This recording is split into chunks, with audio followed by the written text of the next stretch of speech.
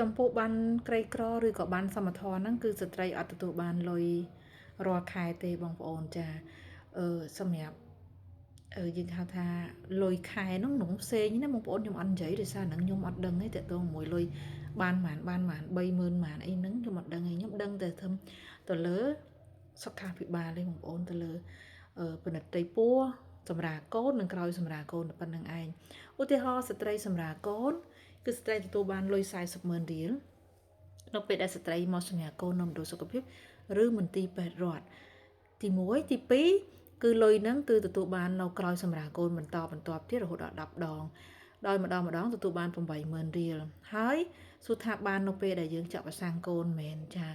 វាមិនមែនថាបានទៅលើពេលចាក់វ៉ាក់សាំងកូនទាំងអស់ទេឧទាហរណ៍ដូចក្រោយសម្រាប់កូន1អាទិត្យគឺយើងមានចាក់វ៉ាក់សាំងកូននេះមែនទេយើងពិនិត្យក្រោយសម្រាប់ម្ដាយម្ដងក្រោយសម្រាប់កូន2អាទិត្យនិងក្រោយសម្រាប់កូន6សប្តាហ៍ឬក៏1ខែកន្លះហ្នឹងវាជូនគ្នាជាមួយនឹងការចាក់វ៉ាក់សាំងកូនដូចគ្នាហ្នឹងគេចាត់ទុកក្នុងការពិនិត្យក្រោយសម្រាប់លើកទី3ឯង1ខែកន្លះគេអត់ទាន់គិតទៅលើការចាក់វ៉ាក់សាំងកូនទេណាបងប្អូនណាហ្នឹងគេពិនិត្យក្រោយសម្រាប់លើកទី3ចំពោះស្ត្រី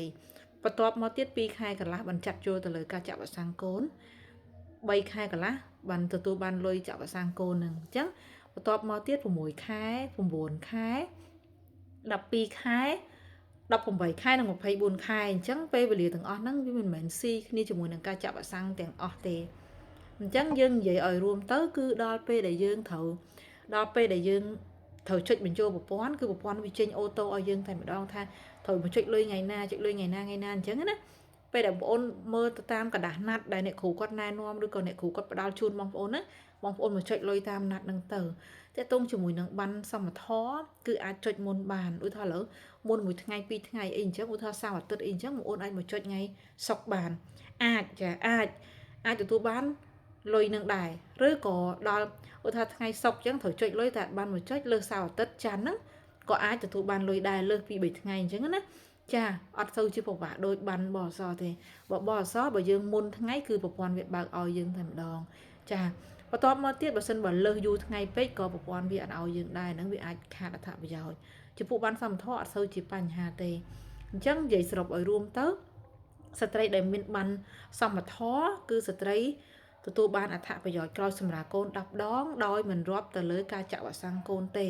គឺយើងមកចុចតាមណាត់ដែលអ្នកគ្រូគាត់ផ្ដល់กระดาษឲ្យយើងមួយសញ្ញាដែលយើងសម្រាប់កូនរួចហ្នឹងណាគឺយើងមកចុចតាមណាត់ហ្នឹងមកគឺយើងទទួលបានអត្ថប្រយោជន៍តាមហ្នឹងហើយពេលខ្លះយើងជូនគ្នាមួយចាក់វ៉ាក់សាំងកូនពេលខ្លះវាអត់ជូនគ្នាទេដោយសារកូនយើងឈឺកូនយើងក្តៅខ្លួនហើយយើងយឺតយ៉ាវក្នុងការមកទទួលសេវាថ្នាំបង្ការអញ្ចឹងលុយហ្នឹងគឺអត់ឡែតតាមយើងទេលុយហ្នឹងគឺទៅដល់ថ្ងៃណាគឺថ្ងៃហ្នឹងហើយប្រព័ន្ធចេញឲ្យបែបណាគឺបែបហ្នឹងហើយអញ្ចឹងគឺខុសគ្នាអញ្ចឹងបងប្អូនអាចយល់ណាតើតើមួយបានសមត្ថៈចាអរគុណច្រើន